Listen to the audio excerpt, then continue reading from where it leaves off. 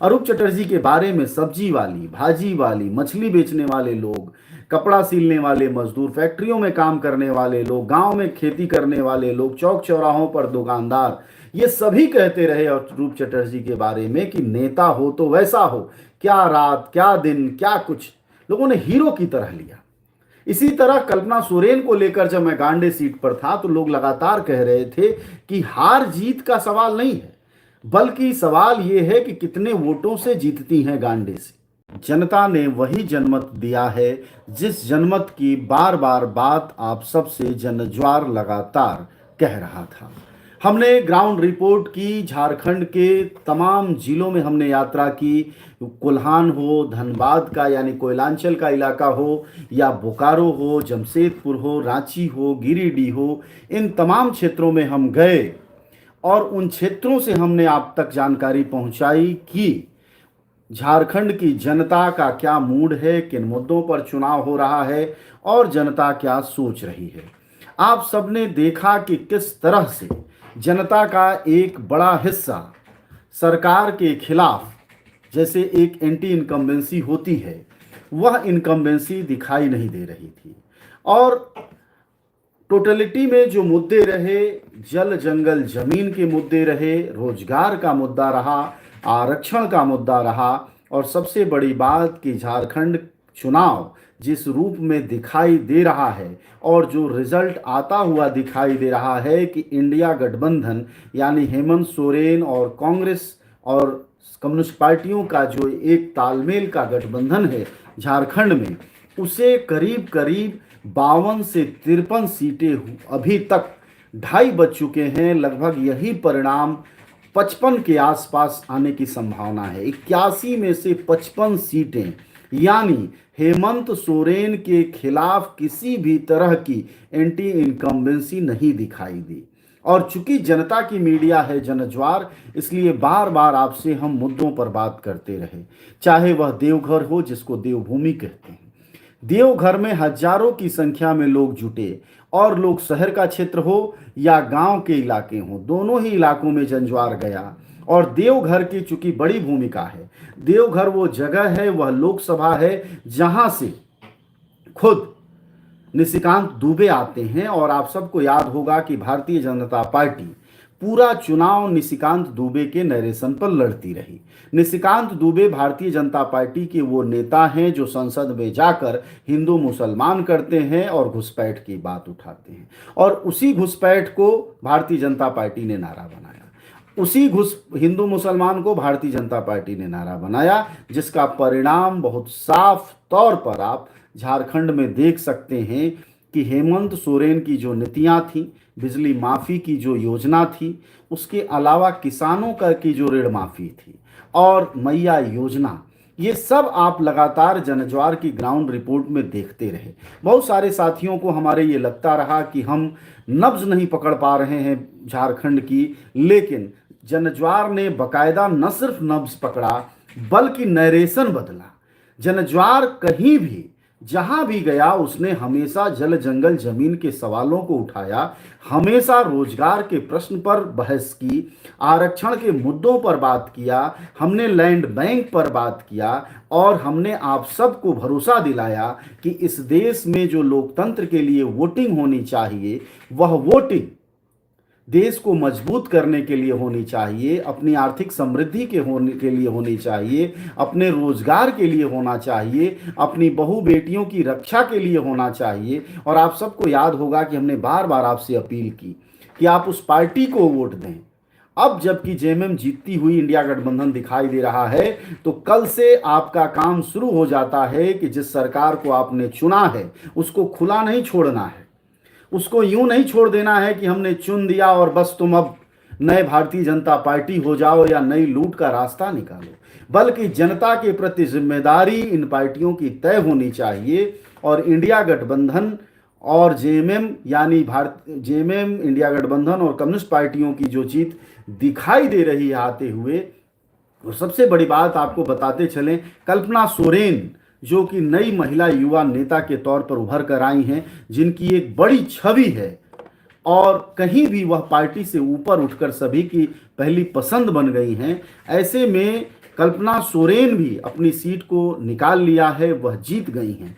वहीं दूसरी तरफ अगर हम सीधे चले धनबाद के इलाके में, तो निरसा, जहां हम गए और लगातार बात की लोगों से, निरसा से अरूप चटर्जी जीत गए हैं। और अरूप चटर्जी वह नेता हैं जिनको कि आप जन नेता कह सकते हैं। एमसीसी से निकले, मार्क्सवादी कम्युनिस्ट सेंटर से, और वहां से निकलकर सीबीआईएमएल लिबरेशन में वह एक हुए। और इस समय निरसा और सिंदरी 2 सीटें, चंद्रदेव महतो उर्फ बबलू दा और इधर अरूप चटर्जी, ये दोनों ही वो लोग हैं जो जनता के जन आंदोलनों से नेता बने हैं। अरूप चटर्जी के बारे में सब्जी वाली, भाजी वाली, मछली बेचने वाले लोग, कपड़ा सीलने वाले मजदूर, फैक्ट्रियों में काम करने वाले लोग, गांव में खेती करने वाले लोग, चौक चौराहों पर दुकानदार, ये सभी कहते रहे अरूप चटर्जी के बारे में कि नेता हो तो वैसा हो, क्या रात क्या दिन क्या कुछ, लोगों ने हीरो की तरह लिया। इसी तरह कल्पना सोरेन को लेकर जब मैं गांडे सीट पर था तो लोग लगातार कह रहे थे कि हार जीत का सवाल नहीं है, बल्कि सवाल यह है कि कितने वोटों से जीतती हैं गांडे से। और महिला राजनीति में जिस तरह का एक उभार होता हुआ दिखाई दे रहा है कल्पना सोरेन का, वो जाहिर तौर पर न सिर्फ महत्वपूर्ण मंत्री बनेंगी, बल्कि राजनीति की दृष्टि से देखें तो झारखंड में महिला राजनीतिज्ञों का टोटा पड़ा हुआ है। वहां अच्छी महिला राजनीतिज्ञों की आवश्यकता है जो मुखर होकर सबके सामने आए और बड़े स्तर पर महिलाओं के मुद्दे को सामने रखें। ऐसे में कल्पना सोरेन कल के बाद से जब आने वाले समय में सरकार बनेगी तो उस सरकार में वह बहुत बड़ी भूमिका निभाएंगी। और स्क्रीन पर जो मैं अभी देख पा रहा हूं, 81 में से 56 सीटों पर 2:45 बज चुके हैं, करीब होने वाले हैं, 2:30 से ऊपर हो रहे हैं, और 56 सीटों पर इंडिया गठबंधन यानी कांग्रेस, जेएमएम और कम्युनिस्ट पार्टियों का जो गठबंधन है वह लीड करता दिखाई दे रहा है। बताता है कि झारखंड में मुद्दे क्या थे। जब प्रधानमंत्री मोदी रोटी बेटी और माटी की बात कर रहे थे तो आदिवासी की बात नहीं कर रहे थे, मूलवासी की बात नहीं कर रहे थे, वहां के मजदूरों की बात नहीं कर रहे थे, वहां आदिवासी किसानों की बात नहीं कर रहे थे, वह सिर्फ मुसलमान मुसलमान और मुसलमान की बात कर रहे थे, जिसके खिलाफ नफरत की बात हो रही थी। पाकुड़ वो जगह बनी, आप समझिए, मैं अगर पाकुड़ को देख पा रहा हूं, मेरे सामने स्क्रीन पर है, निसात आलम है इंडियन नेशनल कांग्रेस से, पाकुड़ से, जिसको कि केंद्र में बनाया गया। उन्होंने अजहर इस्लाम जो कि आजसू पार्टी से हैं 77,000 वोटों से पीछे किया है। पाकुड़ की वह सीट होगी जहां से भारतीय जनता पार्टी को सबक मिलेगा कि तुम अगर हिंदू मुसलमान करोगे तो तुम्हारे साथ यही होगा जो झारखंड में हुआ है। झारखंड में पाकुड़ वो जगह थी जहां से भारतीय जनता पार्टी ने अपने चुनावी एजेंडे को लॉन्च किया। प्रधानमंत्री मोदी का जो नारा था रोटी बेटी माटी का, उसका रिश्ता सिर्फ हिंदू और मुसलमान के झगड़ों से, नफरती राजनीति से, नफरत फैलाने से था। और वही वो पाकुड़ जगह है जहां से निसात आलम इंडियन नेशनल कांग्रेस से सबसे ज्यादा सीट वोटों से जीतते हुए दिखाई दे रहे हैं। करीब करीब 80,000 वोट से वह लीड कर रहे हैं।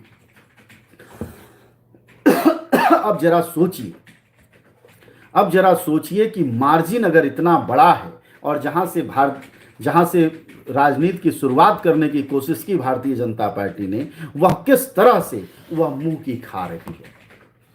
भारतीय जनता पार्टी को बहुत साफ तौर पर झारखंड ने बता दिया है कि यहां जो कह रहे थे अमित शाह कि यहां खनिज है इसलिए फैक्ट्रियां लगेंगी, लोगों ने साफ साफ बता दिया है कि खनिज है तो फैक्ट्रियां लगेंगी। इसका मतलब यह नहीं होता है कि आदिवासियों को लूटा जाएगा, इसका मतलब यह नहीं होता है कि आदिवासियों की जमीन छीनकर लैंड बैंक बना दिया जाएगा पूंजीपतियों को देने के लिए। न इसका यह मतलब होता है कि जब आपकी सरकार आएगी और पत्थलगढ़ी जैसा आंदोलन होगा तो आप आदिवासियों के बेटे बेटियों को, नौजवान लड़के लड़कियों पर, 11,000 लड़के लड़कियों पर राजद्रोह का आप मुकदमा दर्ज कर देंगे और उनकी जिंदगी बर्बाद कर देंगे। आप सब जानते हैं कितने बड़े मुकदमे होने के बाद नौकरी मिलनी मुश्किल हो जाती है। तो कितने आदिवासी हितकारी हैं, इसको आदिवासियों ने दिखा दिया। बड़ी इज्जत बचाते हुए चंपई सोरेन को और अर्जुन मुंडा को कोल्हान के क्षेत्र से सीटें मिल पाई हैं। आप समझिए, चंपई सोरेन जिसको कि ले गई भारतीय जनता पार्टी, प्रचार किया कि जो काम किया वह चंपई सोरेन ने किया, बावजूद चंपई सोरेन बमुश्किल इज्जत बचा पा रहे हैं अपने को जिताकर, अन्यथा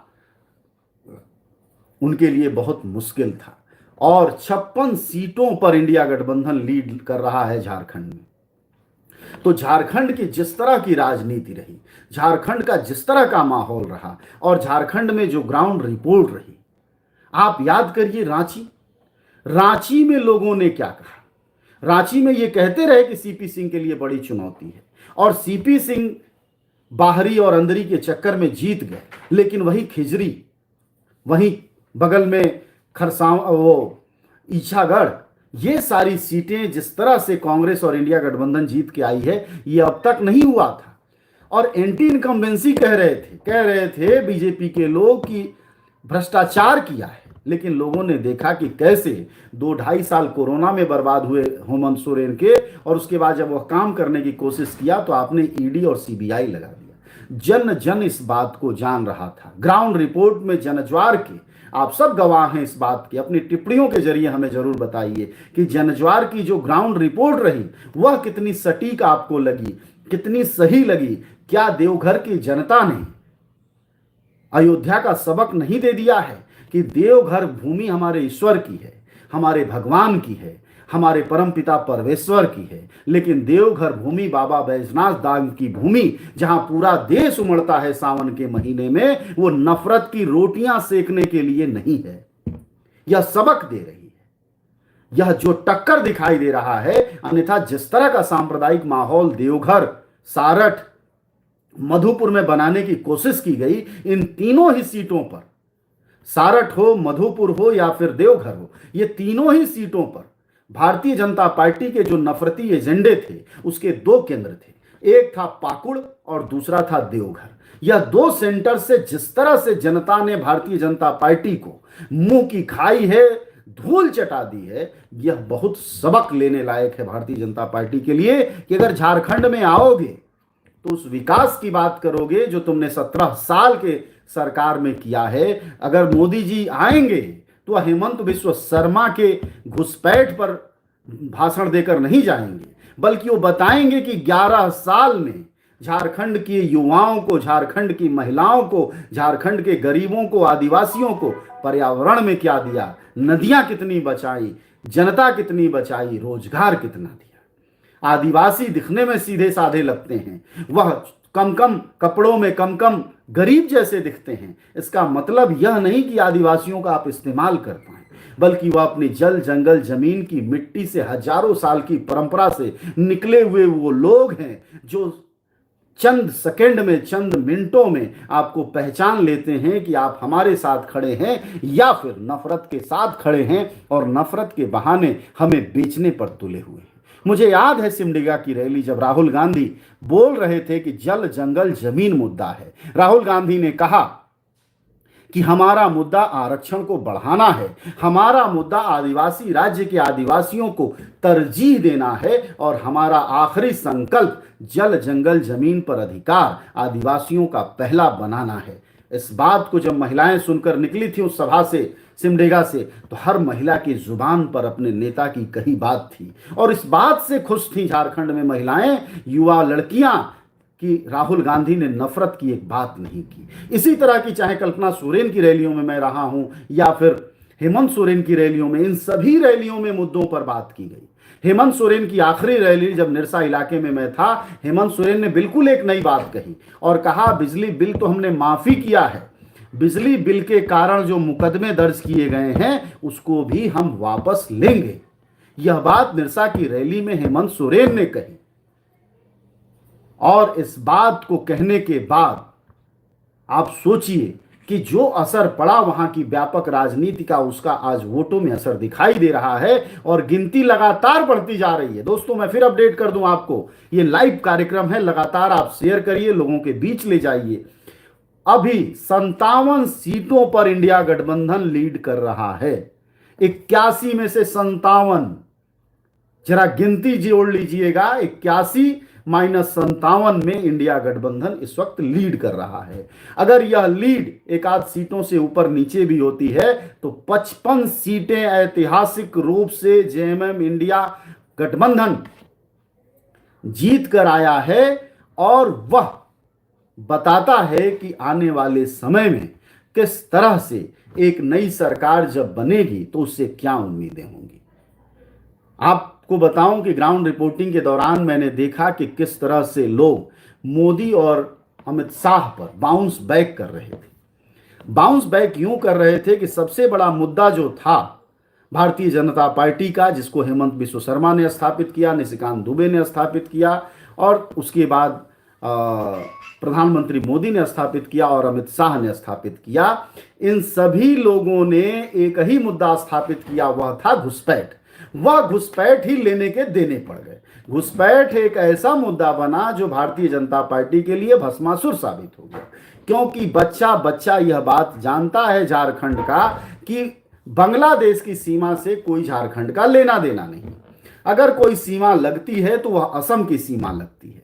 और लोगों ने सड़कों पर यह सवाल पूछना शुरू कर दिया हम लोगों से कि आप लोग अमित शाह और प्रधानमंत्री से पूछिए कि अगर सेना आपके पास है, बीएसएफ भी और एसएसबी आपके पास है, सीआरपीएफ आपके पास है, सेना बॉर्डर की जिम्मेदारी आपकी है, केंद्र सरकार की है, गृह मंत्री की है, रक्षा मंत्री की है, तो इसमें हेमंत सोरेन का क्या लेना देना है जिसको आप मुद्दा बना रहे हैं। दूसरा कि पढ़े लिखे लोगों ने भी एक बात कही। उन्होंने कहा, पढ़े लिखे लोगों ने, कि आप ये बताइए कि अगर घुसपैठ हुई है तो इसकी गिनती हुई है क्या, उसकी गिनती क्या है, कितने लोगों ने घुसपैठ किया। यह सवाल मैंने योगी आदित्यनाथ की सभा जमशेदपुर में भी पूछा। आप सबने वो वीडियो देखा होगा, लाखों लाख लोगों ने देखा है, लोगों ने पसंद किया और कहा है वाजिब सवाल है। और मैंने हर जगह हर पार्टी के व्यक्ति से सवाल पूछा है, और वहां मैंने पूछा भाजपा के समर्थकों से कि आप बताइए कि कोई गिनती हुई है क्या।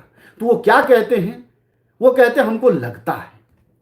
यह लगने के आधार पर अगर आप कोई मुद्दा बनाएंगे और एक प्रदेश के विकास पर कोई काम नहीं करेंगे तो उसका रिजल्ट वही आएगा जो कि इस समय आपको आता हुआ बहुत साफ साफ झारखंड में दिखाई दे रहा है। झारखंड का रिजल्ट बताता है कि आपने अपने ही 6 मुख्यमंत्रियों को हाशिए पर डालकर बाहरी का जो मुद्दा क्रिएट किया, असली बाहरी आप साबित हुए हैं। जैसे लोगों ने कहा कि वो मधु कोड़ा कहाँ है, लोगों ने पूछा बाबूलाल मरांडी कहाँ है, अर्जुन मुंडा कहाँ है, रघुवर दास कहाँ है, चंपई सोरेन कहाँ है। यह तमाम मुख्यमंत्री जिसको बीजेपी ने बनाया या अपने पास रखा, उन सारे मुख्यमंत्रियों के प्रचार में शामिल नहीं किया गया। कहीं किसी की तस्वीर नहीं लगाई गई, कहीं किसी को मंच पर नहीं लाया गया। अलबत्ता झारखंड के पूर्व मुख्यमंत्रियों को बकायदा बेइज्जती के आवाज के वीडियो अमित शाह के जारी हुए, और इसका भी गुस्सा लोगों में था कि तुम चाहते हो कि हम दिल्ली से आकर यहां सरकार बना लो और हमारे नेताओं को कुत्ता बिल्ली जैसे ट्रीट करो। हेमंत, बाबूलाल इधर आओ, चंपई इधर आओ, फलाना इधर आओ। यह भाषण और भाषा तो आपने सुनी होगी, और उसी भाषण और भाषा का नतीजा है कि आज यह रिजल्ट दिखाई दे रहा है। और फिर से एक बार लोगों में ये बात आ रही है, आने वाले समय में भी आएगी, कि झारखंड की राजनीति और झारखंड के मुद्दे झारखंड केंद्रित होंगे, बाहर से लाए गए मुद्दे नहीं होंगे। और ये भी एक सवाल बना कि अगर एनआरसी और सीए मुद्दा था तो आप कहते हैं झारखंड से घुसपैठिया बाहर करेंगे, तो आपने एक छटनी कर रखी है असम में घुसपैठियों की, उनमें से आपने कितनों को बाहर किया है। यह सवाल भी झारखंड में बना। तो मैं इस वक्त आपसे बात कर रहा हूं उन मुद्दों की जो झारखंड की राजनीति को प्रभावित किया, जिन्होंने रिजल्ट को प्रभावित किया, जिनके जरिए यह बात सामने उभर कर आई कि किसकी सरकार बनेगी और किसकी नहीं बनेगी। ऐसे में इन बातों को अगर समझा जाए तो एक चीज बहुत साफ है कि बीजेपी ने जिन जिन मुद्दों को उठाया उन मुद्दों में जनता का हित शामिल नहीं था। जैसे लोग यह सुनना चाहते थे कि भारतीय जनता पार्टी के नेता इस बात को आकर हमें बताएं कि 17 साल में जब उनकी सरकारें रही हैं बीजेपी की, तो उस दौरान उन्होंने क्या किया है। वह यह भी बताएं कि प्रधानमंत्री मोदी ने हमारे लिए राज्य में जो 11 साल की सरकार केंद्र में है, वह हमारे हिस्से उन्होंने क्या दिया है। लेकिन प्रधानमंत्री इन बातों से बचते रहे। उन्होंने बार बार घुसपैठ का वही सवाल उठाया जो उनकी पार्टी के चौराहे का नेता भी उठा रहा था, गली कूचे का भी नेता उठा रहा था। तो कम से कम जनता बड़े नेताओं से यह नहीं सुनना चाहती है। दूसरा, आदिवासियों के सामने डबल इंजन की सरकार का उदाहरण था। मैं इस वक्त लाइव कार्यक्रम में हूं और आपसे बातचीत उन मुद्दों पर कर रहा हूं जो मुद्दे झारखंड के चुनाव में बड़े सवाल के तौर पर उभर कर आए, जिन आधारों पर वोट दिया गया। उसी सिलसिले में मैं आपसे कह रहा था कि जनता यह सुनना चाहती थी कि आपने पिछली सरकार जब आपकी थी तो हमारे लिए क्या किया, और उसका कोई जवाब भारतीय जनता पार्टी के न नेताओं ने, न कार्यकर्ताओं ने, न रैलियों में आने वाले स्टार प्रचारकों ने दिया। और इसी का असर हुआ कि धीरे धीरे धीरे धीरे जनता इनसे कटती चली गई। और जो मुद्दा इन्होंने उठाया दो, वो मुद्दा पहला घुसपैठ का, घुसपैठ के मुद्दे पर बाउंस बैक कर गया मामला, और दूसरा बाहरी बनाम अंदर का। तो आदिवासियों को लगता है कि मुस्लिम बाहरी तो बाद में आएंगे, सबसे ज्यादा जो वह पीड़ित हैं वह अपने ही देश के हिंदू बाहरियों से पीड़ित हैं। तो यहां भी जनता कन्विंस नहीं हो पाई। अब आइए हम दूसरे हिस्से पर बात करते हैं, और दूसरे हिस्से पर बात ये करते हैं कि वो कौन सी योजनाएं थीं जो हेमंत सोरेन की थी और जिनकी वजह से वोट पर बड़ा असर पड़ा। और उसमें मैया योजना जिसका आप जिक्र बार बार सुनते हैं वह तो था, लेकिन मैं किसान ऋण माफी पर बात करूंगा। किसान ऋण माफी पर मैं तमाम किसानों से मिला, हजारों किसानों से रैलियों में, चौराहों पर, चौक पर, ट्रेन में, बस में, गाड़ियों में आते जाते मेरी मुलाकात हुई। उन किसानों में बहुतेरे लोगों ने इस बात को कहा कि 50,000, 30,000, 40,000 कर्जा था, 1,00,000 कर्जा था, वो माफ हुआ। इन कर्जों को आप छोटा मत समझिए। ये कर्ज वो कर्ज थे, जैसे बिजली के बिल के बारे में मुझसे एक व्यक्ति ने कहा कि हमारी जमीन बिक जाती थी, हम बकरियां बेचते थे, हम अपनी गाय भैंस बेचते थे, तब भी जाके हम बिजली का बिल नहीं जमा कर पाते थे। और बिजली के बिल में जो गड़बड़ियां हैं उनको राज्य सरकारें ठीक करेंगी, संभालेंगी। मीटर में गड़बड़ी है, लोगों को जानकारी नहीं है, यह सारे फॉल्ट तो हैं। तो उन फॉल्ट को जब तक आप ठीक नहीं करते हैं और उससे पहले बिजली बिल अगर वसूलने लगते हो और अपने को सरकार भी कहते हैं, तो जाहिर तौर पर जनता इसको नहीं मानेगी। और इस भूल सुधार को हेमंत सोरेन ने काफी तेजी से किया। दूसरा बड़ा भूल सुधार था किसान ऋण माफी का।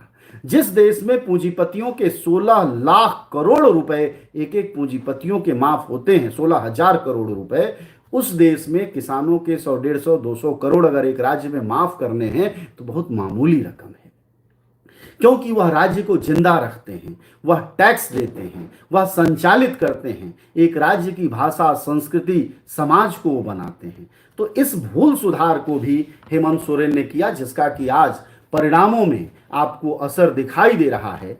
और देर सवेर जैसा भी रिजल्ट आपको दिखाई दे रहा है, हेमंत की सरकार बनेगी ऐसा लगने लगा है। और अभी दिन के 3 बजने वाले हैं, और 3 बजने तक जिस तरह का रिजल्ट दिख रहा है उससे बहुत साफ है कि हेमंत की सरकार बननी चाहिए, बनेगी। लेकिन जिन मुद्दों पर चुनाव हुआ, मैं जिक्र इस वक्त उसका कर रहा हूं, और वो मुद्दे, मैया योजना तो था ही। मैया योजना का मुझे खूंटी में एक लड़की का याद है, वह वीडियो जनज्वार पर वायरल भी है। वो कहती है कि भैया 1,000 रुपए का महत्व हम औरतें जानती हैं। वो कहती है कि अगर इस बच्चे को, मुझे अपने बच्चे को चौराहे पर लाना है, उसको टॉफ़ी दिलाना है, अपने लिए 10-5 रुपए का कुछ खरीदना है सामान, तो बात बात के लिए अपने पति के आगे हाथ फैलाना पड़ता था। और ऐसा भी कि नहीं वो पति बहुत ज़्यादा कमाता हो जो बहुत प्रेम से दे देगा, बल्कि वह भी 10 चिक-चिक करके देता था। इन सारी समस्याओं का समाधान हमारे हेमंत भैया ने कर दिया है, और वो 1,000 रुपया हमारे लिए बहुत बड़ा सहारा है। और वो 1,000 रुपये ने पूरे झारखंड के जो इकोनॉमी रुकी पड़ी थी, जैसे ऑटो वालों को सवारी मिलना, चूड़ी, लहठी, बिंदी बेचने वाले, फल बेचने वाले, भुसका बेचने वाले लोग, इडली बेचने वाले, पकौड़ी समोसा बेचने वाले, इन सारी की बिक्री बढ़ गई। जी हाँ दोस्तों, जब पैसा आता है तो वो जाता है। वो 1,000 रुपया मार्केट में रन करने लगा। वह अतिरिक्त पैसा अपने रिश्तेदारियों में जाना, किसी की हंसी खुशी में चले जाना, बहुत छोटे छोटे खर्चे हैं गरीब समाज के, बहुत मामूली खर्चे, 5-10 रुपए के ऑटो से किसी से मिल आना, किसी की शादी विवाह में चले जाना, 200-400 की साड़ी खरीद के उसको उपहार में दे देना, यह सारा सिलसिला उस मैया योजना से जाकर जुड़ा। यह बिजली बिल माफी से जुड़ा। अब जो बिजली बिल की माफी हुई, जो पैसा वह 10-20 हजार बिजली बिल में जमा करता, उसके बदले अपने घर की कोई वह सामान ले आया, अपने बच्चों के लिए दूध खरीदने लगा, दाल भात के लिए पौष्टिक चीजें लेने लगा। इस तरह से पूरा व्यापक असर पड़ता है जब आप योजनाओं पर काम करते हैं। और यह बात, यह लाभ वहां की जनता तक पहुंच गया और मोदी के 2 योजनाओं पर वह भारी पड़ा। जैसे 5 किलो अनाज पर भी वो भारी पड़ा और अबुआ आवास भी इनके प्रधानमंत्री आवास पर भारी पड़ा। और उसी का असर है कि आपको सीटों में यह असर दिखाई दे रहा है। और एंटी इनकम्बेंसी जैसी चीज दिखाई नहीं दे रही है। अन्यथा 25 सीट पर सिमट कर रह जाती। जहां बीजेपी दिखाई दे रही है अभी 30-33 सीटों पर, उससे भी वह नीचे चली जाती। लेकिन बीजेपी से ज्यादा बेहतर स्थिति में झारखंड मुक्ति मोर्चा इसलिए दिखाई दे रहा है, इंडिया गठबंधन इसलिए दिखाई दे रहा है कि उसने मुद्दों पर चुनाव लड़ा। और मुद्दों पर चुनाव लड़ने की बदौलत ही यह संभव हुआ कि लोग जेएमएम को पसंद करते रहे। निरसा सीट के बारे में कोई पूछ रहा है, और निरसा सीट पर अरूप चटर्जी जीत गए हैं। निरसा वह सीट थी जहां मैं मौजूद था, मैंने पहले ही जिक्र किया। निरसा सीट पर अरूप चटर्जी की लोकप्रियता ठीक रही।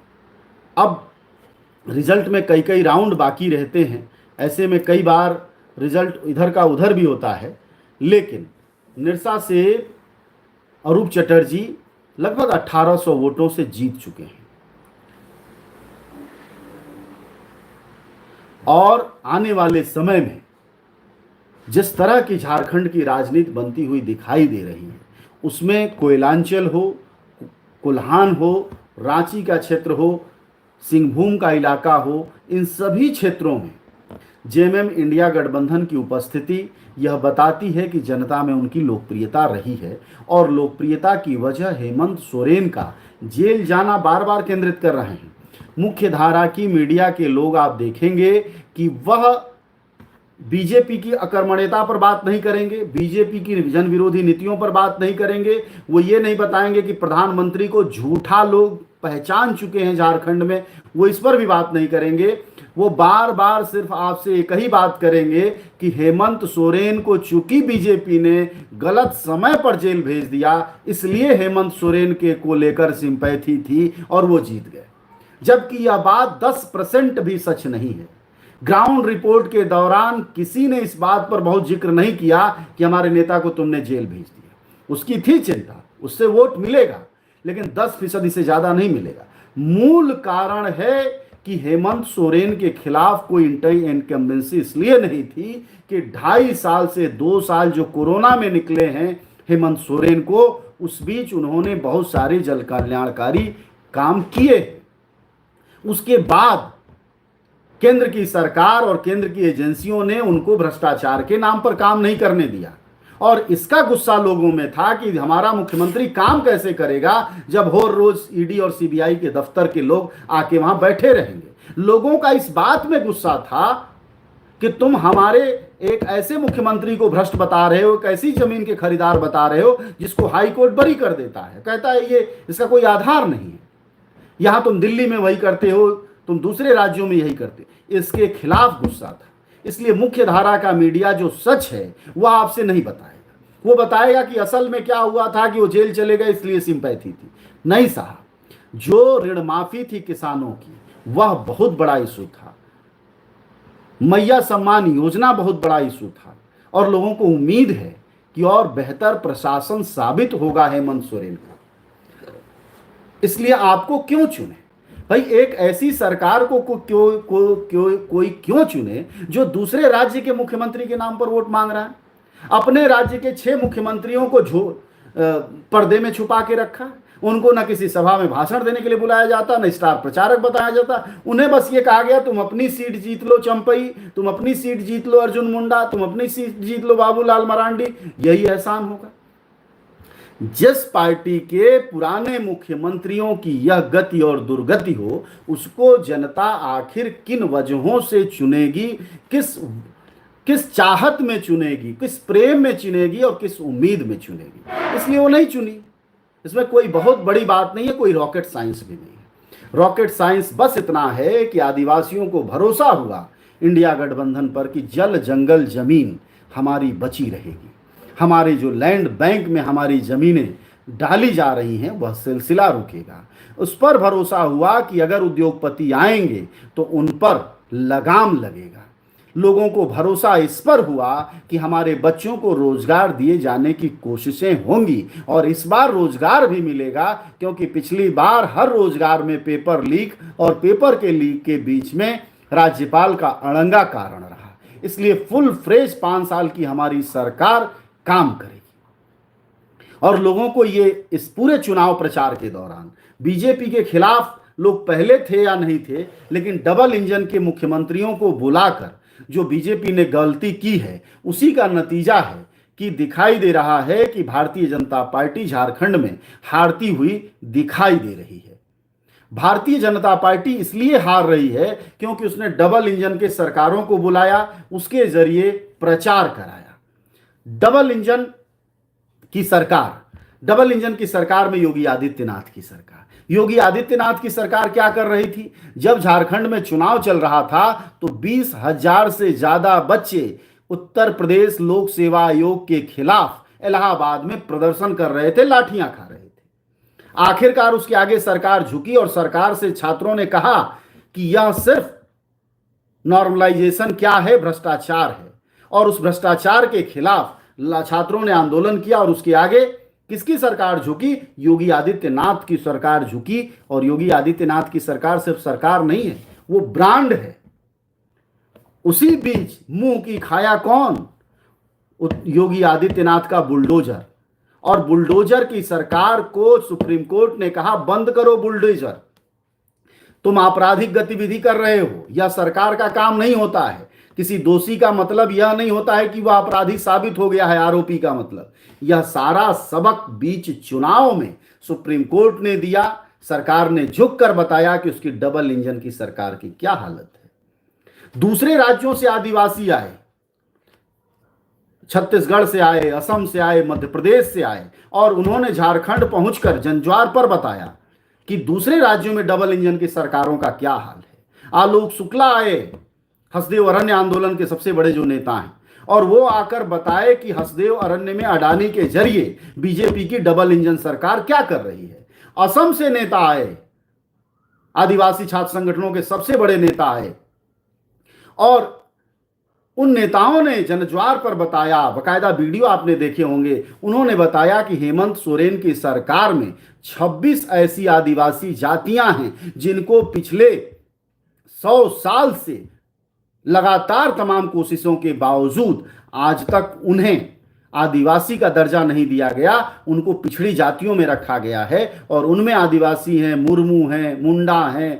टुड्डू हैं मतलब जो आदिवासी झारखंड में, छत्तीसगढ़ में, मध्य प्रदेश में आदिवासी में हैं जो जातियां, उनको हेमंत सोरेन की सरकार में पिछड़ी जाति में रखा गया है। जब यह सारा सच जनता के सामने एक साथ आया और एक एक सच जनज्वार जैसी मीडिया के जरिए भी जनता में पहुंचा, तब लोगों को लगा कि मुद्दों पर वोट दिया जाना चाहिए, और मुद्दों पर वोट दिया जाना ही इस देश के लोकतंत्र को मजबूत किया जाना है। और इस देश का जब लोकतंत्र मजबूत होता है तो आंदोलन मजबूत होते हैं, जनसंघर्ष मजबूत होते हैं, आपकी आवाज मजबूत होती है, तब आप थाने में खड़ा होकर मुकदमा दर्ज करा पाते हैं, तब लूट बंद होती है। इसलिए मुद्दों पर चुनी हुई सरकार बेहद जरूरी थी, और यही भारतीय जनता पार्टी गच्चा खा गई कि मुद्दों पर वह चुनाव केंद्रित करने की जगह उसको लगा कि वह ध्रुवीकरण करके, विभाजन करके वह वोट हासिल कर लेगी, जिसको कि झारखंड की जनता ने साफ साफ बता दिया कि तुम बाहरी बनाम भीतरी का मुद्दा ले आओ, हिंदू बनाम मुसलमान का मुद्दा ले आओ, क्रिश्चियन आदिवासी बनाम हिंदू का आदिवासी का मुद्दा ले आओ, आदिवासी आदिवासी में झगड़ा करा दो, आदिवासी महिलाओं के खिलाफ आदिवासियों में नफरत घोल दो। यह सारी गलत नीतियां झारखंड बर्दाश्त नहीं करेगा और आरएसएस के जरिए आदिवासियों का हिंदूकरण भी झारखंड में एक बड़ा मुद्दा बना और आदिवासी समाज को ये लगा कि जो ये नारा दे रहे हैं सरना ही सनातन है, यह एक बड़ी साजिश के रूप में आदिवासी समाज के लेखकों, बुद्धिजीवियों, समझदार लोगों, छात्र आंदोलन में शामिल महिला आंदोलनकारियों ने महसूस किया कि सरना ही सनातन है का नारा आदिवासियत को खत्म करने का है, आदिवासी संस्कृति को कट्टरपंथ में ढालने का है। और इस बात का एहसास भी झारखंड चुनाव में वोट दिलाने में बड़ी भूमिका निभाता रहा। और आप सब मेरी इन बातों से सहमत होंगे। मैं जैसा कि आपको बता रहा था कि झारखंड चुनाव में जो मुद्दे थे वह कैसे महत्वपूर्ण होते चले गए, और महत्वपूर्ण होते ही नहीं चले गए बल्कि इन राज्यों में, जिन राज्यों को आपने आदर्श बनाकर पेश किया झारखंड में, उनका सच लोगों ने आंखों के सामने देखा।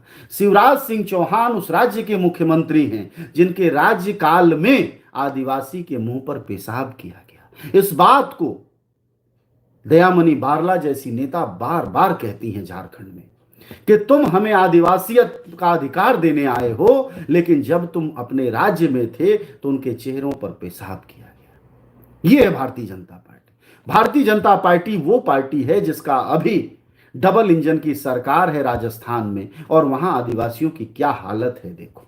आर्थिक प्रगति में देखो, आर्थिक प्रगति पर जब बात हुई तो आदिवासी बुद्धिजीवियों ने खुलकर कहा कि हम झारखंड में हैं, हमारी आर्थिक स्थिति देखिए। और जहां पिछले 20 सालों से भारतीय जनता पार्टी के सहयोग से सरकार चल रही है बिहार में, जरा वहां की आर्थिक हालत देखिए।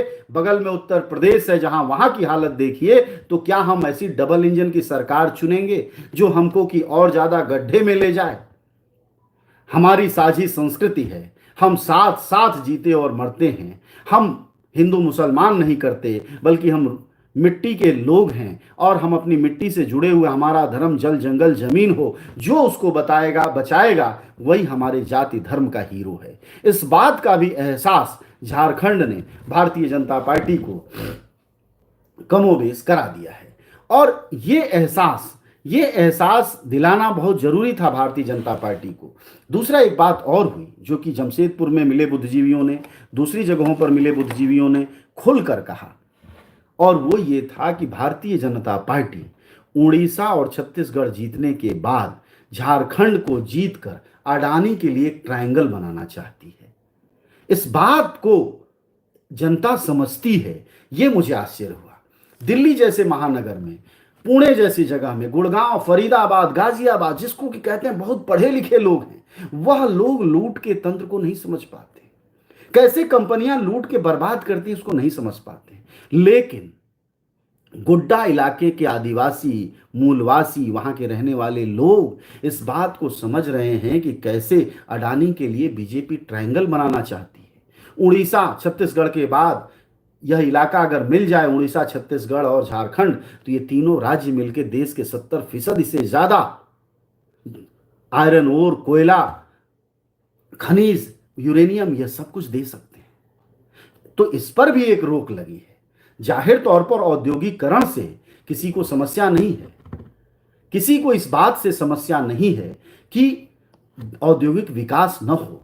समस्या ये है कि औद्योगिक विकास के नाम पर अगर आप मूलवासी वहां रहने वालों को बर्बाद करने पर तुल जाएं, अगर उनके पर्यावरण का आप ध्यान न रखें, उनके बच्चे उस इलाके के स्कूल कैसे जाएंगे इस पर बात न करें, उनको मिलने वाले रोजगार पर बात न करें, उनके नदी नालों को आप अपने उद्योगों से बर्बाद कर दें और उन्हें कोई राहत तक न दें, सवाल ये उठता रहा है पिछले कई दशकों से।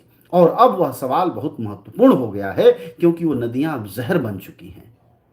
वो सवाल बहुत महत्वपूर्ण बन गया है क्योंकि वह इलाके जहर में तब्दील होते जा रहे हैं। इसलिए इस चुनाव में कमोबेश पर्यावरण के सवाल भले ना आए हों, लेकिन जनता के बीच हम लोगों ने हर जगह कहा सुना कि ये इलाका रहने लायक नहीं रह गया है, यहाँ पूरा धुंध का धुंध फैला हुआ है और सांस लेना मुश्किल हो गया है। यानी विकास का सिर्फ धुआं धूल धक्कड़ खाने के लिए वहां के आदिवासी मूलवासी वहां की जनता नहीं है, बल्कि विकास की जो मलाई है उसका भी हिस्सा वहां के लोगों को मिलना चाहिए। वह सिर्फ बाहर से बुला के लोगों को साहब मत बनाओ।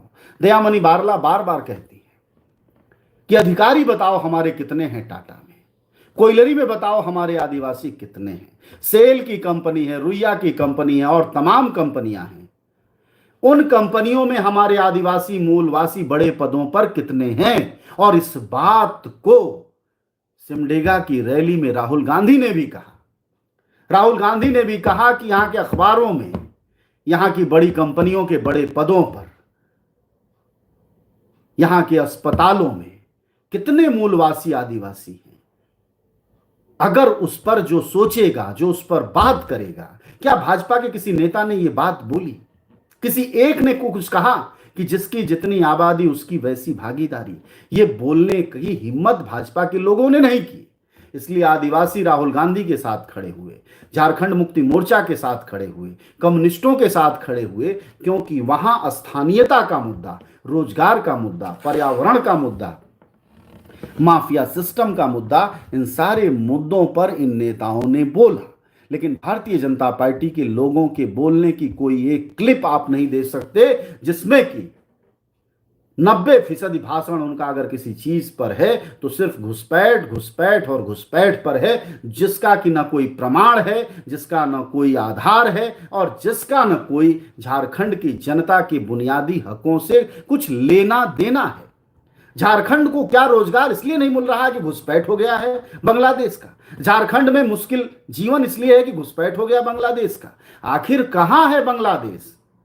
तो अगर जो देश कहीं है नहीं, और जिस लोग ये भी कहते रहे, बड़ा मजेदार बात है, मैं भूल जाऊंगा बताने के लिए, लोगों ने कहा जिस बांग्लादेश से तुम घुसने की बात करते हो उसके प्रधानमंत्री को बुलाकर पिछले 2 महीनों से दिल्ली में बिरयानी खिला रहे हो, उसी का तो सरकार है पिछले 20-30 सालों से, उसी की तो सरकार में ये सब लोग घुसे हैं अंदर।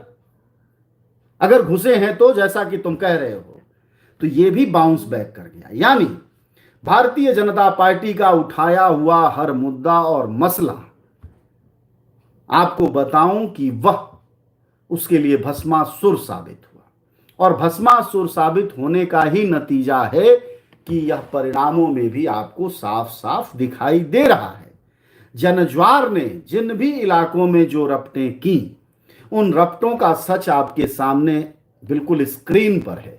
और हमने कहा कि किस तरह कोल्हान में क्या होने जा रहा है, जो जनता ने बोला वह दिखाया। कोयलांचल में क्या होने जा रहा है, जो जनता ने कहा वो दिखाया। और हमारी कोशिश रही कि हम मुद्दों पर चुनाव को केंद्रित करने की बात करें, हम बताएं लोगों से और खुद भी अपील करें कि कोई चुनाव जाति और धर्म पर मत लड़िए। जाति और धर्म पर लड़ा गया हर चुनाव किसी नेता के बेटे को और बड़ा नेता बना सकता है, किसी आपके माफिया को और बड़ा माफिया बना सकता है। लेकिन जाति और धर्म पर सिर्फ लड़ा गया चुनाव आपके बच्चों को अधिकार नहीं दिला सकता, आपको शिक्षा रोजगार की व्यवस्था नहीं कर सकता। इसलिए जब यह रिजल्ट आपके सामने आ जाए तो कल से हम बातचीत जो करेंगे वह उन अधिकारों पर करेंगे जिसके लिए चुनाव लड़ा गया है, जिन मुद्दों पर वोट मांगा गया है। इसलिए ऐसा नहीं होगा कि सरकार को हम लोग छोड़ देंगे। आप सब हमारे साथ हैं, हम आपके साथ हैं, उन सवालों के साथ हैं। आप टिप्पणियों के जरिए, मैसेज के जरिए हमें जरूर बताइए कि असल मुद्दे क्या हैं जिस पर कि झारखंड की बात होनी चाहिए, और झारखंड की एक ऐसी मीडिया खड़ी करिए जो जवाबदेह बने। सरकार आपके प्रति जवाबदेह बने और मीडिया भी आपके प्रति जवाबदेह बने, और उन सवालों को ताकतपूर्वक उठाए जिससे जनता की बर्बादी और तबाही हो रही है। झारखंड सिर्फ खनिज खोदने के लिए नहीं है, झारखंड इसलिए नहीं है कि लोगों को उजाड़ते और खोदते रहो, बल्कि खोदने के बदले उन्हें बसाने के लिए भी है, उनको नया जीवन, बेहतर जीवन देने के लिए है। 47 से लेकर आज तक 76-77 साल हो गए आजादी के, लेकिन आज तक बुनियादी अधिकार नहीं मिले हैं। अभी भी झारखंड के तमाम इलाकों में पानी का संकट है। इसलिए सरकार का जीत जाना यह नहीं होता है कि सिर्फ जीत लेना और नारे दे देना, बल्कि सरकारों के जीतने का मतलब यह है कि एक ऐसी सरकार बनाना जब कल आप बहुमत में आएंगे और 2 दिन बाद जब आप राज्यपाल के सामने सरकार बनाने का दावा पेश करेंगे और उसके बाद मंत्री संतरी मंत्रालय बनाएंगे, तो उसके बाद उन वादों पर अमल शुरू हो जाना चाहिए जिन वादों को बोलकर आप चुनाव में आ रहे हैं। उस आरक्षण पर बात होगी जिसको आप बढ़ाने की बात कर रहे थे, उस रोजगार पर बात होगी।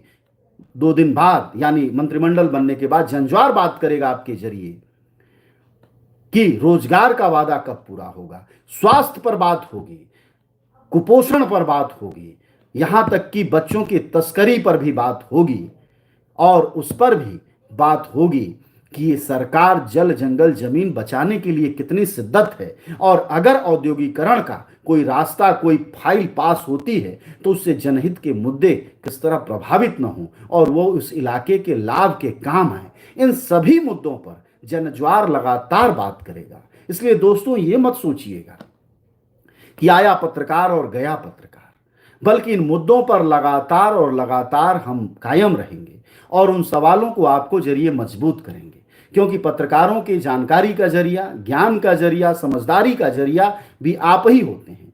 जो कुछ भी मैं बोल रहा था या ग्राउंड रिपोर्ट के जरिए जो कुछ भी मैं कह रहा था, वो सब कुछ आपके जरिए था। आपने जो फीड दिया, जो बात कही, जो जानकारी दी, उसी आधार पर था। इसलिए हमारी कोशिश होगी कि एक ऐसा झारखंड निर्माण की प्रक्रिया शुरू हो, एक ऐसा झारखंड बने जो कि सिर्फ ऐसी सरकार का सरकार न बने, ऐसी सरकार न बने कि जो सिर्फ मुंह से बोले वादों को करे और फिर भूल जाए।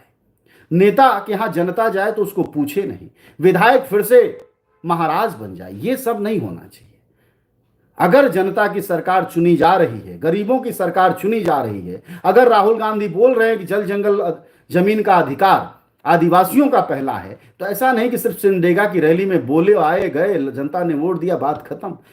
अब तो रिश्ता शुरू होता है 5 साल का कि जो आपने वादा किया है उसको पूरा किया जाए, और उसको पूरा करने के लिए जन दबाव, मीडिया भी तभी आपके साथ खड़ी होती है जब आप अपने साथ खड़े होते हैं, उन सवालों के साथ खड़े होते हैं। आज यही लोग जो कल तक कह रहे थे कि नहीं साहब घुसपैठ सबसे बड़ा मुद्दा है, आप देखते रहिए कल से, आज से, आज ही से सब सुर बदल जाएगा और सुर बदल जाएगा। और सवाल यही होगा कि सबसे बड़ा मुद्दा जो है वो, अब बोल तो सकते नहीं, तो सबसे बड़ा मुद्दा वो एक ही कह रहे हैं कि उनको जेल भेज दिया, यही सबसे बड़ा मुद्दा है। जबकि मैं आपसे बार बार कह रहा हूं कि मुद्दा वो नहीं है, मुद्दा जनहित का किया हुआ काम है, नफरत के खिलाफ मांगा हुआ वोट है, भाजपा की नफरती रणनीति है जिसके कारण वह हारी है और जेएमएम इंडिया गठबंधन कांग्रेस कम्युनिस्ट जीते हैं। और इस जीत का श्रीगणेश इस बात का सूचक होगा कि जिन वादों को किया है और जब जब कहा है, कैबिनेट बनने के बाद उसे पूरा किया जाए। आप सबका शुक्रिया, आप सबका धन्यवाद। आप जुड़े रहिए। ये वीडियो लाइव है, इसको लाइक करिए, हमारे चैनल को सब्सक्राइब करिए, आगे बढ़ाइए, क्योंकि दोस्तों जनता की मीडिया, जनता का पत्रकार ही उन सवालों को आपके बीच लेकर आएगा जिससे कि समाज की बेहतरी होगी, देश की बेहतरी होगी और राष्ट्र के तौर पर हम एक मजबूत राष्ट्र